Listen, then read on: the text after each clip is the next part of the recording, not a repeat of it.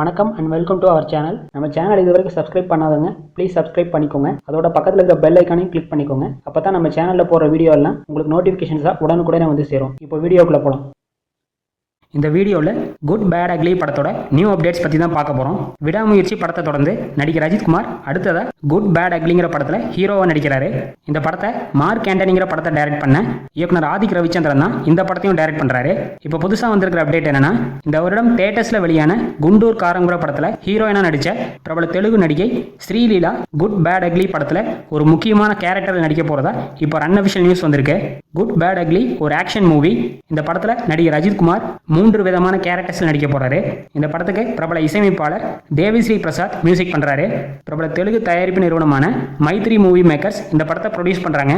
Good bad ugly படத்தை next year 2025ல Pongal ஸ்பெஷலா தியேட்டர்ஸ்ல release பண்ண போறதா ஆல்ரெடி அஃபிஷியலா அனௌன்ஸ் பண்ணிட்டாங்க.